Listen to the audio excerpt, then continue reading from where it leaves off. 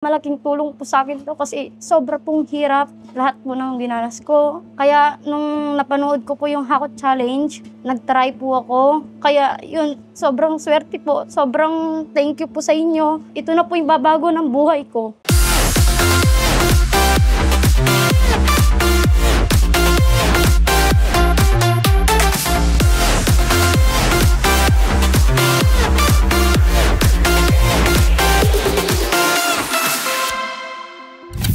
So, nakarating po din ang ating team sa Tarlac City para ipamahagi ang Hakot Challenge Sari-Sari Store.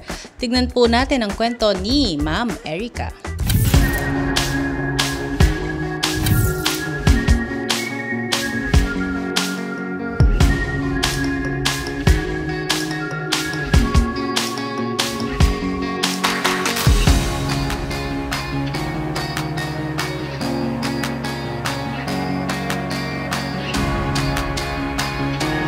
Po, ako nga po pala si Erica Batuang Castillo, nakatira po dito sa barangay Lawang, Purok 2, Tarlac City. Ako po ay walang trabaho, nag-aalaga lang po ng anak.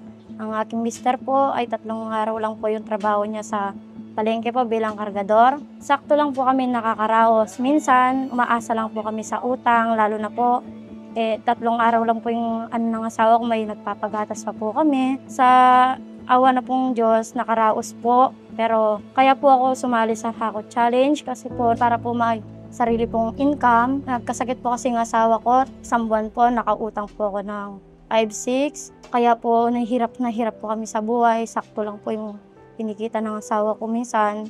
2 beses, sa 1 araw lang po kami kumakain. Minsan naghahanap pa po ng panggatas ng anak ko. Kaya nagpursige po ako. I-post po yung video ko, baka mapili. Yun nga po, pinalad po na may nakapili po sa akin.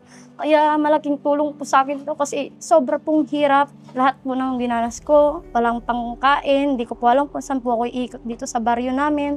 Kaya nung napanood ko po yung Hakot Challenge, nag-try po ako. Kaya yun, sobrang swerte po. Sobrang thank you po sa inyo. At saka kay Ma'am Maricel Tulpo. Kaya ito na po yung babago ng buhay ko. Pagpupursigin ko pong palakihin to, mas lalo pang lumaki bilang pasalamat po sa inyo.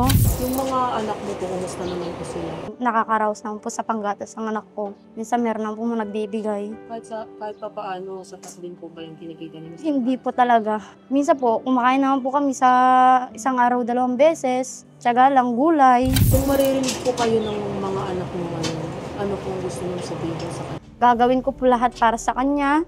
Ipupursige ko po kahit na hindi lang niya po maranasan yung hirap na rinanas ko. Hanggang kaya ko po, ipupursige ko po siya. So, kumusta naman po ngayon yung trabaho ni Mr.? 3 araw pa rin po yung pasok niya. Kaya nga, bilang asawa po, hindi po ako nakakahawak ng pera. Sakto lang po sa yung kita niya sa mga bayarin po namin. Pagkain, gatas, yun lang po. Yung ano lang po, raos kami sa araw-araw. Meron po ba yung time na naisip mo na gusto mo na din magtrabaho? Yes po. Gusto ko na po talaga magtrabaho. Yun lang nga po. Yung iniisip ko yung bata. Paano po siya? Sino po mag-aalaga? Hindi ko naman po pwedeng pagkatiwala sa iba. Lalo na babae po yung anak ko. After neto, ano po yung mga balak mong gawin? Pag natayo po yung tindahan, pag lumago po siya, pag kumita po, magtitinda pa po ako ng ibang tinda. Tulad po ng mga ulam-ulam. Pag lumago po siya, pag pinalad po talagang meron pang puhunan. Ano na lang po yung mensahe niyo kay Hakot? Mensahe ko po kay Ma'am Maricel, sobra-sobra po thank you na napili po ako. Ma'am, ito po yung pag-asa ng buhay ko na mababago yung buhay namin ng asawa ko. Sana po mapalago pa po ng mapalago para po ma-secured po yung ano po ng anak ko, buhay po niya. Baka yan po yung pag nagdalaga po yung anak ko, yan po yung kalakihan niya, imana niya pa po sa akin. Kaya ito po yung papangako ko po, iaano ko po yung bibigay niyong tindahan. Ipupursige ko po lumaki ng lumaki para po mamana pa po ng anak ko.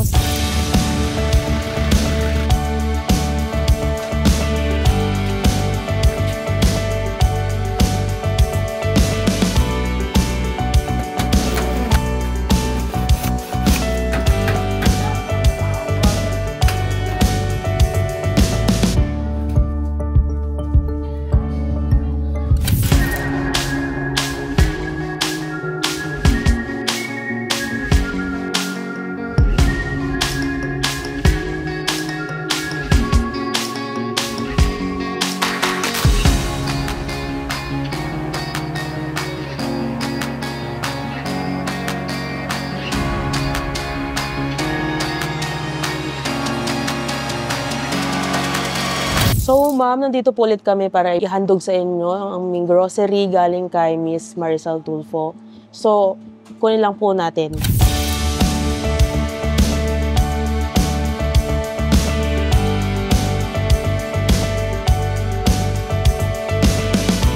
So, nandito na po lahat ng grocery galing po kay Miss Maricel Tulfo. Ano na lang po ang mensahe niyo sa kanya? Hi po, Ma'am Maricel Tulfo. Sobrang thank you po sa binigay niyo pong pang-grocery sa amin sa Sari-Sari Store. Malaking tulong na po ito para sa aming pamilya, lalo na po sa aking anak. Sobra pong thank you. Mababago na po yung buhay namin. Hindi na po ako manguutang.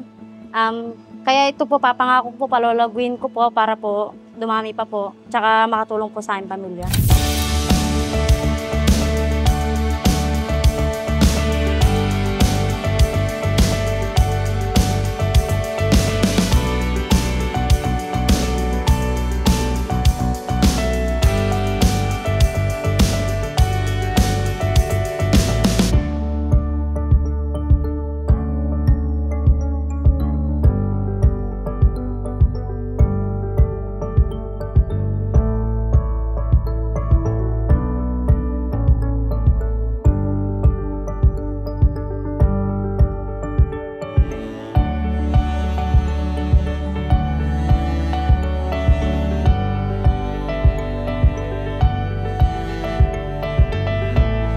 Hi po, Ma'am Maricel Tulfo. Thank you po sa pinagawa niyo sa Sari-Sari Store at binigyan niyo pong grocery. Maraming salamat po. Ito na po yung babago ng buhay namin. Hindi na po kami manguutang. Sobrang thank you po, lalo na sa mga staff at gumawa po ng Sari-Sari Store kahit umulan, umaraw. Tinapos po nila para po maumpisahan na po. Sobrang thank you po sa inyo, Ma'am Maricel Tulfo. Sobrang thank you po.